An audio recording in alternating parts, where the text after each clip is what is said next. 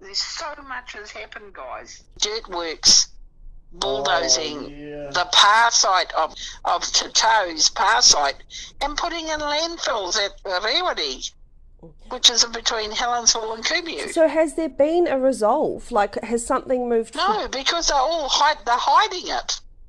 The public don't know. And see, that property used to belong to Barry Hart. Then they took it off Barry Hart, and then the council or the government won it through the courts. They disbarred Barry Hart through court, and then they sold the farm to Dirtworks. Then Dirtworks started digging it up and putting landfills in it. So it's really, really bad. And it's not the only place. I heard they were doing it all over the country, like sacred power sites have been decimated by roads. We've got 4 that have been like bulldozed and put housing net on it and God knows what else. These are power sites that are on the back doorstep. She should be protecting them. Ones that they're bulldozing, these or anyone else's in Kaipara, they're bulldozing Te Tau's power sites. Only Te Tau's, not theirs. They're wiping them out. And that's probably... They're wiping them out, and they're building houses on them. We hate to jump to conclusions, but I did see the paperwork that you showed me. You had outlined all of the hapu territory. And you've outlined and you had put crosses through where the proposed and the decimated sites were being just where they were. And you also showed me your whakapapa. So I knew that what you were saying was correct. And you brought up to Te Toa Te Rangatira on the 28th of October in 2020, you brought up all of the paperwork, a massive file of evidence. So we know that this is true. The other thing that's been happening in Tūrangi Taupo area, the Hallett family, or Peter Hallett, and they were wanting to do a protest against the proposed roads that were going to go straight through their papakoinga. Yeah. What's going on? It's the decimation is happening. It's like 180 years. Come on, guys. They've got to stop. Yeah. Well, truly, you hear one of Judith Collins the other day saying that she's going to put to Parliament that the council, like the town councils, need to release land so that houses can be built on it. Now, why always Māori land?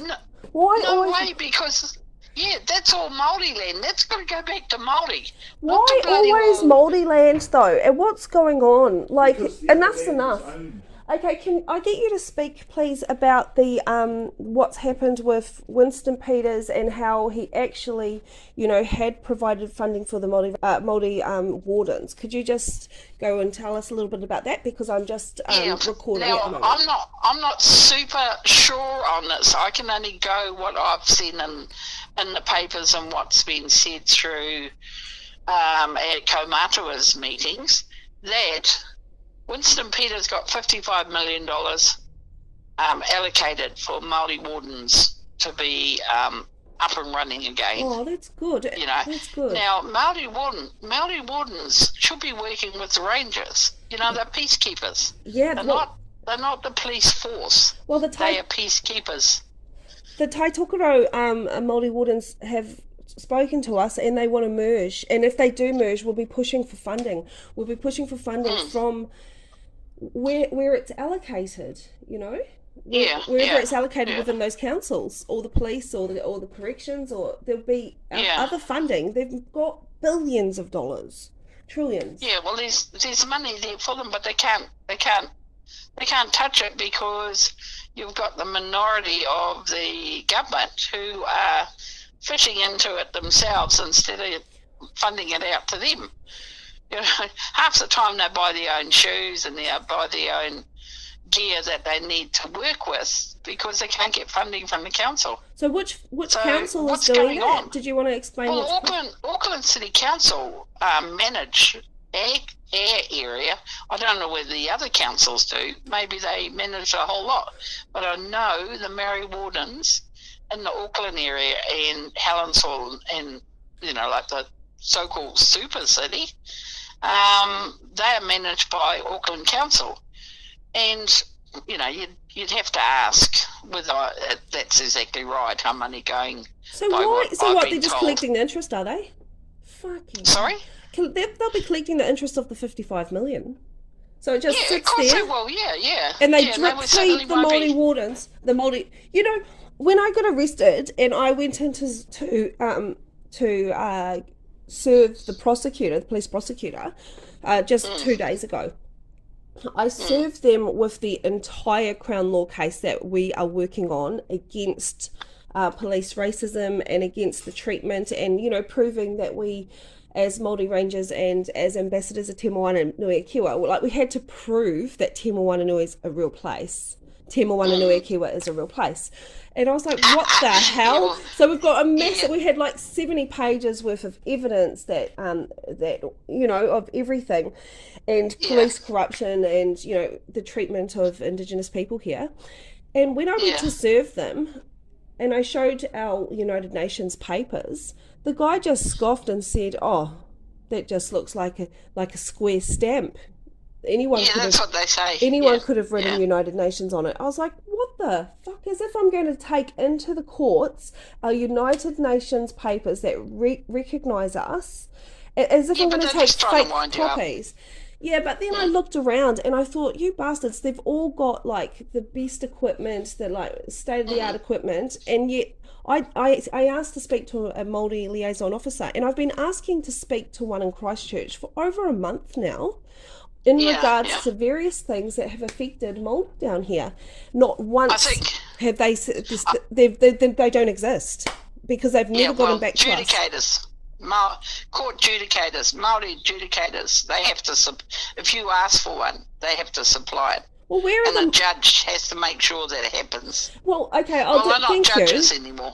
I'll do that in court, but at the cop shop, you have to ask the judge. I haven't seen one Māori warden or one iwi liaison officer, and I have asked continuously, and I'm basically I'm doing things probably 3-4 times a week down at the police station, trying to get some resolve. Adjudicator sits with the judge, or the so-called judge. Where are they? Where's all that funding going? You have to ask for them, and they usually come through like, maybe Peter needs to be registered as one. and they're elected by the hapus. Okay. So they are there, and you need to ask, and then the court has to supply it. It's like asking for a lawyer. But here's the other thing. I think the hapus and whoever is running the maraes down in the South Island, all over in Te Waka Maui, Te Iko Maui, they need to stop taking the the tiny crumbs and go to start stepping up and ask for the money. The entire. I would be happy to take everything from those police, all of the profits, stop the police completely until there is equal wardens, equal warden vans, and equal Māori Ranger vans. Look, how can we do our job when they're taking Monica, them? they have let our maraes, the police, the government. The government, I won't keep poking at the police, because there's some really good cops in there, good ones. And we've had a good commissioner that's had his, had his cage rattled really badly, and he is approachable. He's really good. But you realise the police have changed their name again, 4 months ago. Yeah. They've changed their name. So every so often they go through and change their name. So what, they're not, so that they're not liable? If you start looking in on things that happened 10 years ago, you'd have a hell of a hard time finding it, because they've changed their names 3 times, and every time they change their name, they drop information that doesn't associate to the current name. What is the current name? Do you know? You sent it through, eh? No. We'll have to investigate it. One. Okay, we're just doing a bit of investigation ourselves about where the allocated funding for the Maori Wardens goes and how it happens. And this is just a New Zealand Herald report.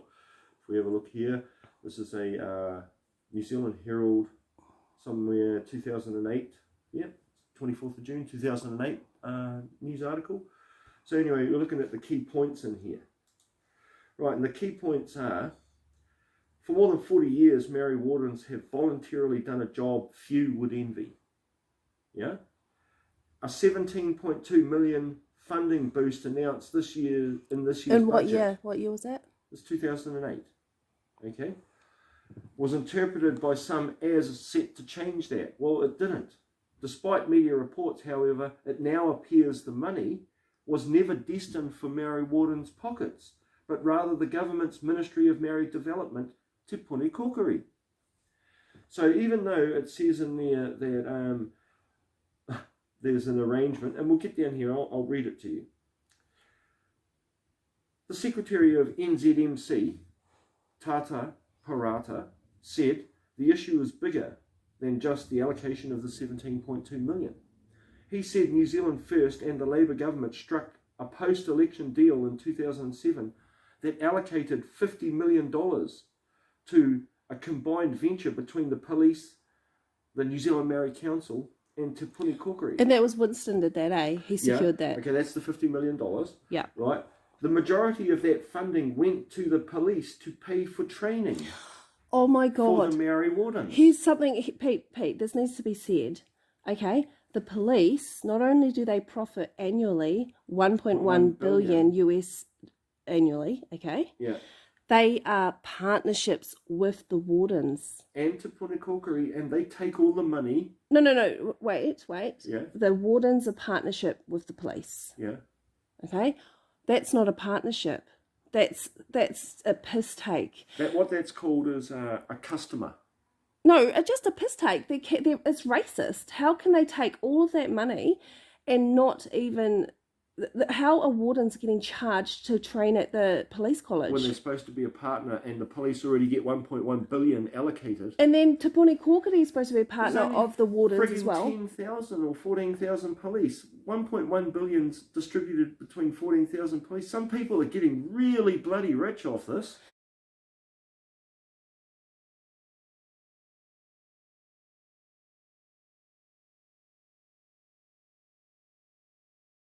And, it's a piss take. I went down to the, when our car got taken by the Christchurch police, right, and we were getting targeted, and then they just were making up excuses just to arrest us or to arrest me. I asked to speak to a Maori liaison officer at, when I went to serve the police prosecutor with the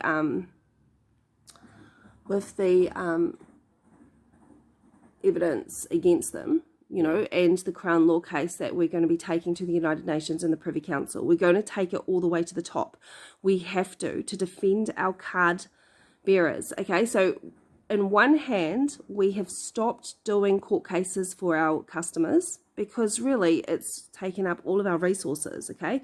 But on the second hand, all of our resources are now going towards the Privy Council case, like the Crown Law case that we're taking to the Privy Council, and we'll take it to the United Nations, okay? So that's where our funding is going. Like, it's not even funding. We get no funding.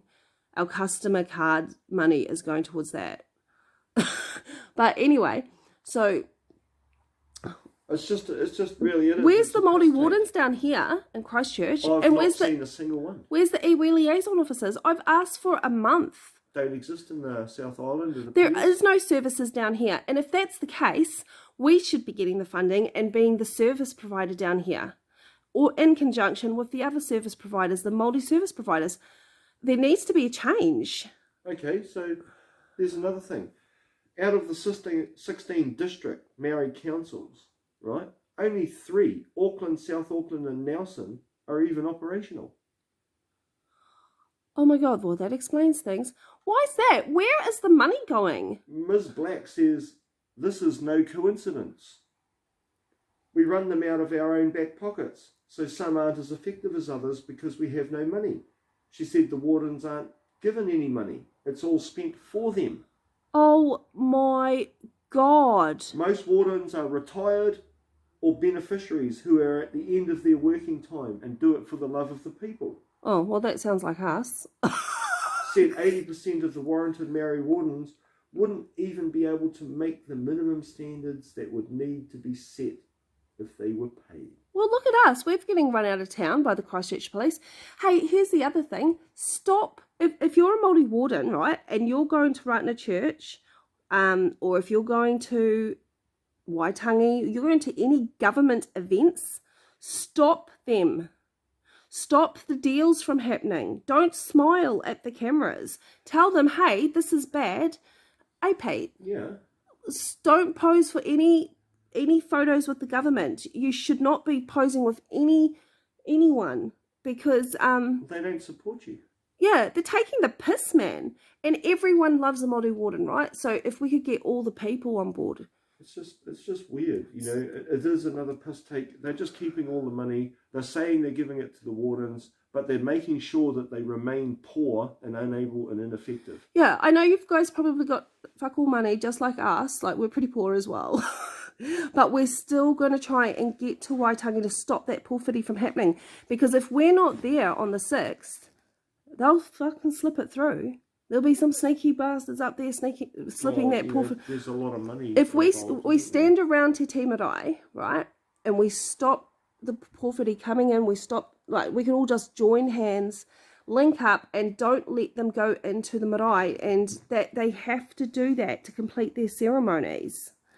Okay, so I think it didn't go ahead on Ratana. I think there was enough influence that the Ratana government mandate didn't go through. Pete. Yeah, that's good. That's really good. Apparently there's going to be road closures again up at Waitangi.